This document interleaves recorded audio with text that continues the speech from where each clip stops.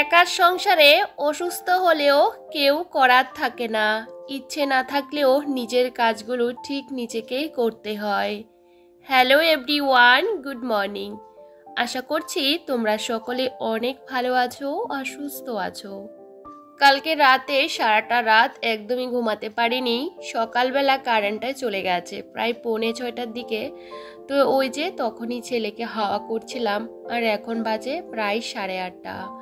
সকাল থেকে একদমই কোনো কাজকর্ম করতেই একদমই ভালো লাগছিল না, না নিজে কিছু খেয়েছি না ছেলেকে কিছু খাওয়াতে পারলাম। তবে জানো তো, আমার নিজের শরীরটা খারাপ, তার থেকেও বেশি আমার খারাপ লাগছে আমার ছোট্ট ছেলেটারও শরীরটা খারাপ। কালকে রাতে ওর ভীষণ জ্বর হয়েছে, আর সাথে প্রচুর পরিমাণে ঠান্ডা লেগে গেছে। ভাগ্যিস ওর সমস্ত মেডিসিনগুলো ঘরে ছিল, সাথে সাথে ওকে খাইয়ে দিয়েছিলাম।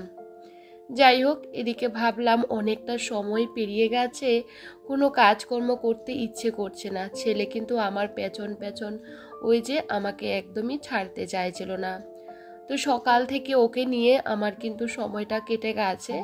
তো কিছু খেতে ইচ্ছে করছিল না, তবে বাচ্চাকে তো খাওয়ানোর চেষ্টা করতেই হবে, তাই না? তো ভাবলাম সকাল সকাল চানটা করে পুজোটা দিয়ে দিই। এখনও ঘরের কোনো কাজকর্ম করিনি। প্রত্যেকটা দিন যেভাবে কাজকর্মগুলো করি গুছিয়ে, আজকে কিছু করতে ভালো লাগছে না। মানে হাঁটা চলার শক্তিটা একদমই হারিয়ে ফেলেছি।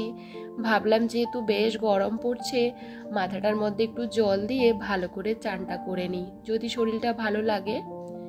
আর এদিকে দেখো ঠাকুর পুজোটাও দিয়ে দিচ্ছি, যেহেতু আজকে বৃহস্পতিবার ছিল। এমনি প্রত্যেকটা বৃহস্পতিবারে চেষ্টা করি ঠাকুরের পুজোটা অনেকটা সকাল সকাল দিয়ে দিতে, তবে আজকে অনেকটা দেরি হয়ে গেছে, এখন প্রায় 9টা বেজে গেছে।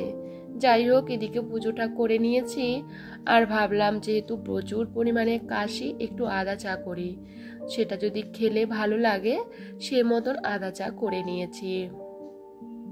সত্যি কথা বলতে আজকে চাটা খেতে বসেছি, মনে হচ্ছে মুখের কোনো টেস্টে পাচ্ছিলাম না, তবে বিস্কিটগুলো আর খেতে পারিনি, চাটা একটু খেয়েছি। আজকে রান্নাবান্নার একদমই চাপ নেই। ভাবলাম ইচ্ছে যেহেতু করছে না খেতে, তাহলে আর কি রান্না করব, একটু সেদ্ধ ভাতই বসিয়ে দিই। বন্ধুরা, সকালে অনেকটা আগেই উঠেছি, কিন্তু কোনো কাজকর্ম করতে একদমই ইচ্ছে করছে না। মানে পাগুলো বাড়াতেই পারছিলাম না, ভীষণ পরিমাণে পাগুলো ভেঙে ভেঙে যাচ্ছে আর কি। যাই হোক, কি করবো বলো তো, যেটুকু সংসারের কাজ ওইটুকু তো করতে হবে। সকালবেলা লেট খেতে খেতে অনেকটা সময় চলে গেছে, এখন বাজে 9:30। আমি ভাত বসিয়ে দিয়েছি, তবে খাওয়া দাওয়া করতে আমারও ইচ্ছে করছে না, ছেলেরও ইচ্ছে করছে না। তারপরে ছেলেকে এখন একটু বিস্কিট খাওয়ালাম, দুধ গরম করি আর কি, খেতে চাইছে না। আর আজকে তো ওকে স্কুলেও পাঠাইনি, যেহেতু শরীরটা ভালো না। আসলে একা সংসারে থাকতে গেলে না এরকম যদি প্রবলেম হয় ভীষণ কষ্ট হয়। আমার যে ইচ্ছে করছে না ওকে কোলে করে নিয়ে ডক্টরের কাছে যেতে, আর বাইরে তো প্রচুর পরিমাণে রোদ্দুর উঠেছে, আর আমার এতটাই কাশি হচ্ছে, প্রচণ্ড পরিমাণে দম আটকে যাচ্ছে আর কি। মানে দমটা আমি ফেলতে পারছিলাম না, এত কাশি হচ্ছে। কালকে রাতে এক ফোঁটাও ঘুমাতে পারিনি। তো ভাবলাম সকাল সকাল চানটা করে নিই, মাথা টাথাগুলো ভিজিয়ে নিয়ে, তারপরে যদি ভালো লাগে।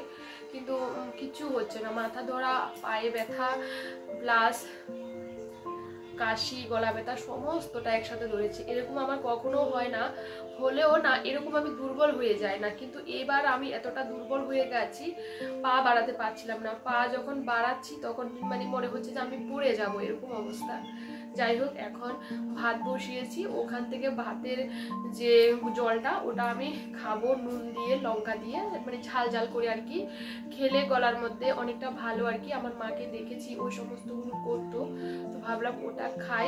আসলে কি বলতো, এখন ডক্টরের কাছে যাওয়া আমার পক্ষে একদমই সম্ভব না। ছেলের সমস্ত ওষুধপত্র আছে, যেহেতু আমার বর যাওয়ার সময় সমস্ত মেডিসিন ওর জন্য রেখে দিয়ে গেছে, আর আমার জন্য আমি ভাবি না। যাই হোক, চলো, একদম বিছানাপত্র সমস্ত কিছু রয়ে গেছে, দেখতে পাচ্ছ, মশারি। আমার না কোনো কাজ করতে ইচ্ছে করছে না, এরকম আমার কখনো হয় না। যাই হোক, কিছু করার নেই, যেটুকু দরকার সেটুকু আমাকে করতে হবে। তবে জানো তো বন্ধুরা, একা সংসারে থাকতে গেলে আমাদেরকে অনেক সময় অনেক কিছু কিন্তু সহ্য করতে হয়। নিজের কাজগুলো ঠিক নিজেকে করতে হয়, কেউ তো করার মতন থাকে না। ঠিক সময়টা নিজেকে বের করতে হবে। আমরা যেহেতু সবসময় বাড়িঘরগুলোকে পরিষ্কার গুছিয়ে রাখতে পছন্দ করি, দেখবে শরীরটা খারাপ লাগলো না পারতেও কিন্তু কাজগুলো আমরা ঠিকই করি। তবে আজকে আমার এতটাই খারাপ লাগছিল, কোনো কিছুর মধ্যে আমি জোর পাচ্ছিলাম না। কালকে রাত থেকে আমার শরীরটা বেশ খারাপ হয়ে গেছে। তোমরা তো সকলেই জানো আমার বড় বাড়িতে নেই, যে একটু ডক্টরের কাছে যাব সেটাও কিন্তু আমার ক্ষমতা নেই।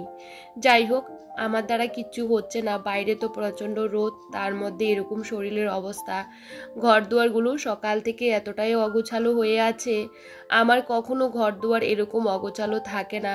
তো ভাবলাম না, এগুলো করে নিই। এদিকে যেহেতু সেদ্ধ ভাতটা হতে হতে আমার বাকি কাজগুলো যেটুকু পারবো সেটুকুই করছি। আজকে তো ছেলেকে স্কুলে পাঠাইনি, ওর শরীরটা এখন আগের থেকে অনেকটা ভালো আছে, কিন্তু আমার শরীরটা বেশ খারাপ। কিন্তু ও খাওয়া দাওয়াটা একদমই করছে না, যেহেতু রাতের বেলা প্রচুর জ্বর ছিল, সকালবেলা ওর জ্বরটা কিন্তু কমে গেছে। তারপরেও একটু একটু গায়ে জ্বর আছে, সাথে ভীষণ পরিমাণে ঠান্ডা লেগে গেছে, সর্দি আর কি।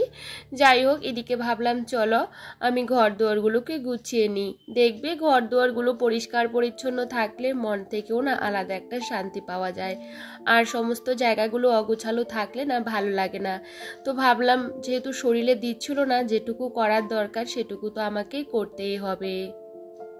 আর এদিকে দেখো ঘরটাকে ভালো করে গুছিয়ে নিয়েছি আর ঝাড়টাও দিয়ে নিয়েছি।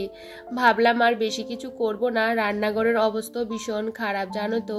সকালে যে চা টিফিন খেয়েছিলাম, ওই যে চা করেছিলাম আর কি, সে বাসন, ছেলেকে সকালে ম্যাগি খেয়েছিলাম, সে বাসন সমস্তটা পড়ে আছে, কিছুই ধোয়া মাজা করিনি।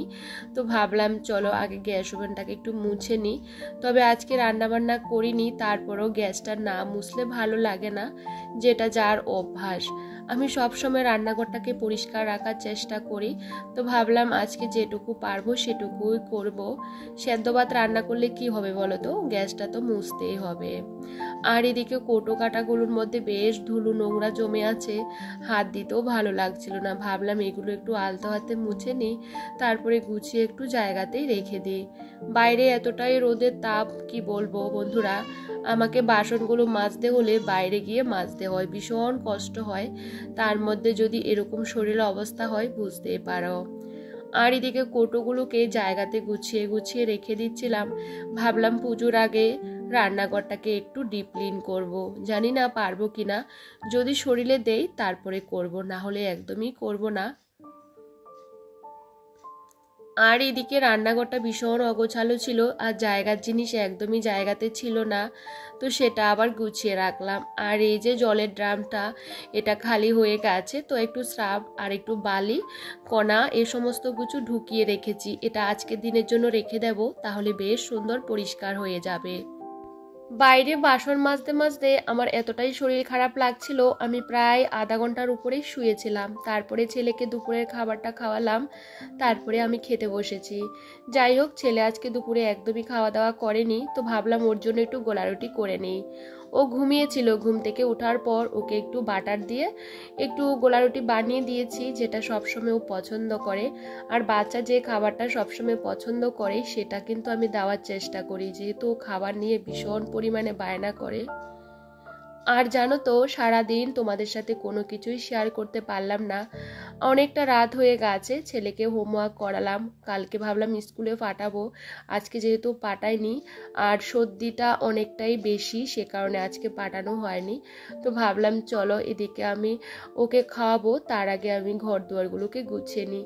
জামা কাপড়গুলো সমস্ত কিছু এলোমেলো ছড়িয়ে ছিটানো, দেখতেও ভালো লাগছে না। সারাটা দিন কাজকর্ম করিনি তো, আর সে কাজগুলো এখন রাতেবেলা গুছিয়ে রাখছি, না হলে কি বলতো ভালো লাগে না।